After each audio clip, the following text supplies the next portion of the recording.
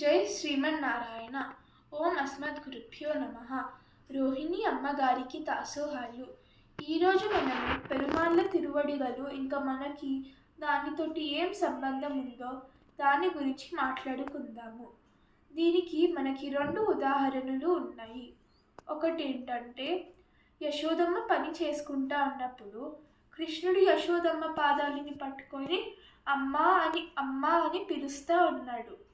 ఇప్పుడు యశోదమ్మ అంటది, కృష్ణ నేను ఇక్కడ పని చేసుకుంటున్నాను జరుగు అని నెట్టేస్తుంది.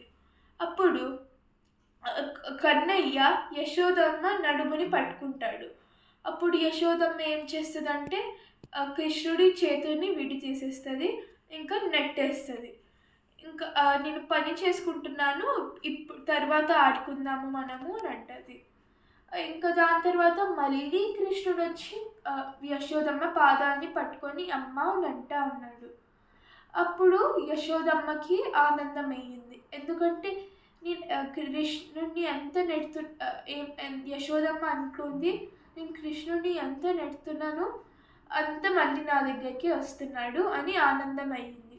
అప్పుడు కృష్ణుడు అనుకున్నాడు, అమ్మకి కోపం తీరిపోయింది, ఇప్పుడు నేను అమ్మని అడగచ్చు అనుకున్నాడు. అప్పుడు యశోదమ్మ కృష్ణుడితోటి ముద్దులాడుతూ నవ్వుతూ ఉండింది. దీనివల్ల మనకి ఏమర్థమవుతుందంటే, పెరుమాళ్ళ తిరువడిగలు మనకి తల్లి స్థానములో ఉన్నాయి, ఇంకా మనమేమో బిడ్డ స్థానములో ఉన్నాము.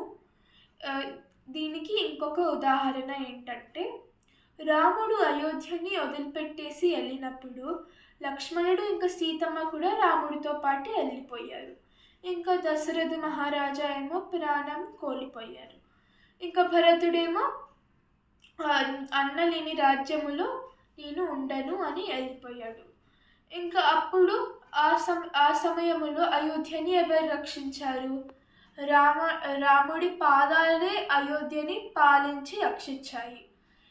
దీనివల్ల మనకి ఏమర్థమవుతుందంటే, మనము పెరుమాళ్ళ పాదాలనే ఆశ్రయించాలి, ఇంకా అవే మనకు రక్ష.